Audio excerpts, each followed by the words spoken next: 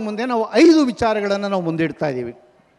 ಏನು ನಂಬರ್ 1 ನಾವು ಅವ್ರಿಗೆ ಕೇಳ್ತಿರೋದು ಏನಪ್ಪ ಅಂದರೆ, ದಯವಿಟ್ಟು ಒಂದು ದೊಡ್ಡ ತೀರ್ಮಾನ ತಗೊಳ್ಳಿ. ಕ್ಯಾಬಿನೆಟ್ಟಿಂದ ತೊಗೊಳ್ತೀರಾ, ವಿಶೇಷ ಅಧಿವೇಶನಕ್ಕೆ ತೊಗೊಳ್ತೀರಾ, ನಿಮಗೆ ಬಿಟ್ಟಿರುವಂಥದ್ದು.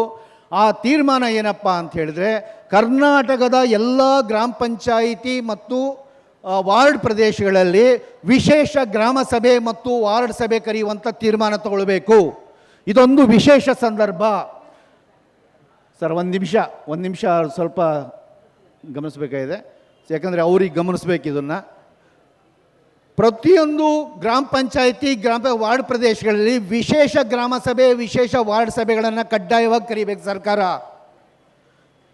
ಯಾಕೆ ಕರಿಬೇಕು ಅಂತ ಹೇಳಿದರೆ, ಆ ಗ್ರಾಮ ಸಭೆಯಲ್ಲಿ 3 ಕೆಲಸಗಳನ್ನು ಮುಖ್ಯವಾಗಿ ನಾವು ಮಾಡಬೇಕು.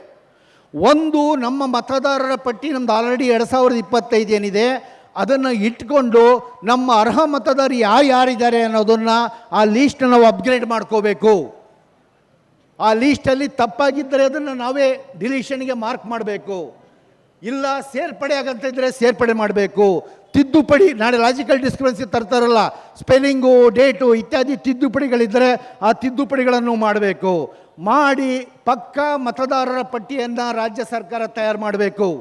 ಅದು ನೀವು ಸ್ಟೇಟ್ ಎಲೆಕ್ಷನ್ ಕಮಿಷನ್ ಮೂಲಕ ಮಾಡ್ತಿರೋ, ಡೈರೆಕ್ಟಾಗಿ ರಾಜ್ಯ ಸರ್ಕಾರನಿಗೆ ಯಾವುದಾದ್ರೂ ಒಂದು ಮಿನಿಸ್ಟ್ರಿ ಮೂಲಕನೋ ಕಮಿಟಿ ಮೂಲಕ ಮಾಡ್ತಿರೋ, ಸ್ಪೆಷಲ್ ಕಮಿಟಿ ಮಾಡ್ತಿರೋ, ನಿಮ್ಮ ತೀರ್ಮಾನ ಬಿಟ್ಟಿರೋವಂಥದ್ದು. ಆದರೆ ಕರ್ನಾಟಕದ ಹತ್ರ ಚೆಕ್ ಲಿಸ್ಟ್ ಇರಬೇಕು, ಅರ್ಹ ಮತದಾರರ ಪಟ್ಟಿ ಇರಬೇಕು. ನಾಳೆ ಡಿಲೀಟ್ ಮಾಡಿದರೆ ಯಾರು ಡಿಲೀಟ್ ಆಗಿದ್ದಾರೆ ಯಾರಿಲ್ಲ ಅಂತ ಗೊತ್ತಾಗಲ್ಲ. ಇದೇ ಬಿಹಾರ್ ಬೆಂಗಾಲಲ್ಲಿ ಆಗಿದ್ದು. ಕರ್ನಾಟಕ ಅದಕ್ಕೆ ಗುರಿ ಆಗಬಾರ್ದು. ಆ ಪಕ್ಕಾ ಲಿಸ್ಟ್ ಮಾಡೋದನ್ನ ಈ ಸಭೆಯಲ್ಲಿ ಮಾಡೋದು ದೊಡ್ಡ ಕಷ್ಟ ಅಲ್ಲ. ನಾವು HD ಕೋಟೆಯಲ್ಲಿ ಪೈಲಟ್ ಪ್ರಾಜೆಕ್ಟ್ ಮಾಡಿದ್ವಿ ಹೋದ ತಿಂಗಳು. ಪ್ರಿಯಾಂಕಾ ಖರ್ಗೆ ಅವರು ಸಾಯರ್ಗೂ ಕೂಡ ಗೊತ್ತು, ಅವರೆಲ್ಲರ ಗಮನಕ್ಕೆ ತಂದೆ ಮಾಡಿದ್ವಿ. ಅಲ್ಲೊಂದು ಗ್ರಾಮ ಪಂಚಾಯಿತಿಯಲ್ಲಿ 5 ತಾಲೂಕನ್ನು ತೆಗೆದುಕೊಂಡು 30 ಜನ ಕಾರ್ಯಕರ್ತರನ್ನು ಕಳಿಸಿ ಒಂದು ದಿವಸ ವೋಟರ್ ಲಿಸ್ಟ್ ಕಂಡು ಮನೆಗೆ ಹೋಗಿ ಚೆಕ್ ಮಾಡಿ ಬಂದ್ವಿ. 2ನೇ ದಿವಸ ಎಲ್ಲರೂ ಕೂಡ ಗ್ರಾಮ ಸಭೆಗೆ ಬನ್ನಿ ಅಂತ ಕರೆದ್ವಿ. ಜನ ಎಲ್ಲ ಗ್ರಾಮ ಸಭೆಗೆ ಬಂದರು. PDOನೂ ಕರೆದ್ವಿ, BLAನೂ ಕೂಡ ಕರೆದ್ವಿ. ಎಲ್ಲರ ಕ್ಷಮದಲ್ಲಿ ಅದನ್ನು ಟೆಸ್ಟ್ ಮಾಡಿದ್ವಿ. 5,000 ವೋಟರ್ಸ್ನ ಇದಕ್ಕೆ 500 ಕರೆಕ್ಷನ್ಸ್ ಬಂದವು, 10% ಕರೆಕ್ಷನ್ಸ್. ಆದರೆ ಮುಗಿದೋಗ್ಬಿಡ್ತು. ಅದನ್ನೆಲ್ಲ ಯಾರನ್ನ ಡಿಲೀಟ್ ಮಾಡಬೇಕು, ಯಾರು ಸೇರ್ಪಡೆ ಮಾಡಬೇಕು, ಯಾವ್ದು ಕರೆಕ್ಷನ್ ಮಾಡಬೇಕು ಅಲ್ಲೇ ರೆಡಿ ಮಾಡಿ ಎಲೆಕ್ಷನ್ ಕಮಿಷನರ್ಗೆ ಅಲ್ಲೇ ಸಬ್ಮಿಟ್ ಮಾಡಿದ್ವಿ. ಅವ್ರು ಅಚ್ಚರಿ ಬೆರಗಾಗ್ಬಿಟ್ರು. ಇಷ್ಟು ಸಿಂಪಲ್ ಈ ಪ್ರೋಸೆಸ್. 2 ಡೇಸ್ ಖತಮ್. ಒಂದು ದಿವಸ ಮನೆಗೆ ಹೋಗಿ ಕೊಟ್ಕೊಂಡು ಹೇಳ್ಕೊಂಬರೋದು, 2ನೇ ದಿವಸ ಕರೆದುಬಿಟ್ಟು ಎಲ್ಲರ ಸಮಕ್ಷಮದಲ್ಲಿ ಲಿಸ್ಟ್ ಇಟ್ಕೊಂಡು ಕರೆಕ್ಷನ್ ಮಾಡೋದು. ಇದನ್ನು ಮಾಡಬೇಕು, ಕರ್ನಾಟಕ ಸರ್ಕಾರ ಮಾಡಬೇಕು.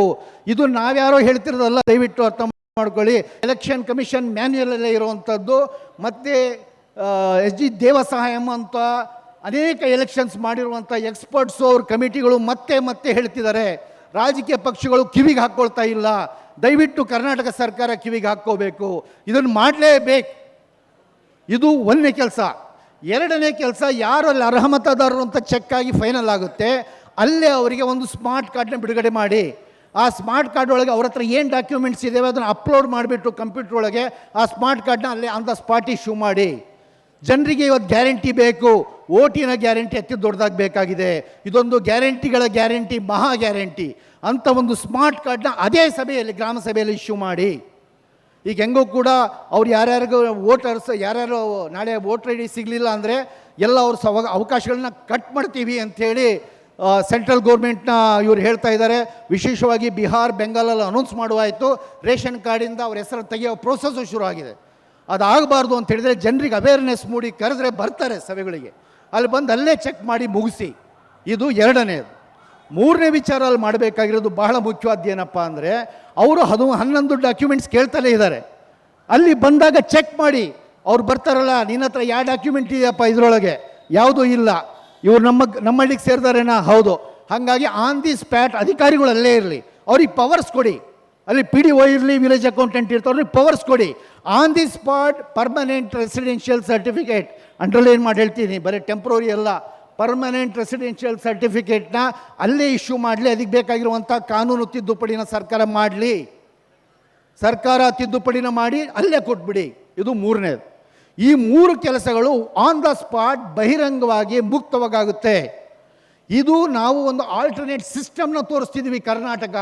ಅವ್ರು ಮಾಡ್ತಿರುವಂಥ ಕದ್ದು ಮುಚ್ಚಿ ಸಾಫ್ಟ್ವೇರ್ ಮೂಲಕ ಯಾವುದೂ ಕಣ್ಣಿಗೆ ತೋಳದ ಕಳ್ಳಾಟ ಅವರು ಮಾಡ್ತಾಯಿದ್ರೆ ಕರ್ನಾಟಕ ಮುಕ್ತವಾದಂಥ ಬಹಿರಂಗವಾದಂಥ ಪ್ರಜಾತಾಂತ್ರಿಕವಾದಂಥ ಆನ್ ದ ಸ್ಪಾಟ್ ನ್ಯಾಯ ಕೊಡುವಂತಹ ಹಕ್ಕು ಕೊಡುವಂತಹ ಒಂದು ರೂಪಕ್ಕೆ ನಾವು ಮಾಡೋಣ.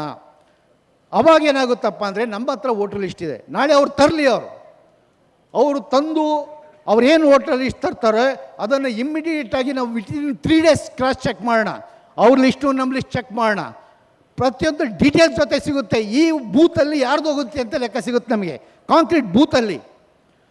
ನಾನು ಅವಲ್ಲೇ ಹೇಳಿದೆ ರೀಡಬಲ್ ಫಾರ್ಮೆಟಲ್ಲಿ ಅವ್ರು ಕೊಡ್ತಿಲ್ಲ ಅಂತ, ಆದರೆ ನಮ್ಮ ಟೆಕ್ನಿಷಿಯನ್ಸ್ ರೆಡಿ ಇದ್ದಾರೆ, ನಾನು ಸುಮ್ಮನೆ ಹೇಳ್ತಿಲ್ಲ. ನಮ್ಮ ಟೆಕ್ನಿಷಿಯನ್ಸ್ ಈ ವಿಧಾನನ ಕಂಡುಹಿಡ್ಕೊಂಡಿದ್ದಾರೆ, ಎಫಿಷಿಯೆಂಟ್ ಆಗಿದ್ದಾರೆ.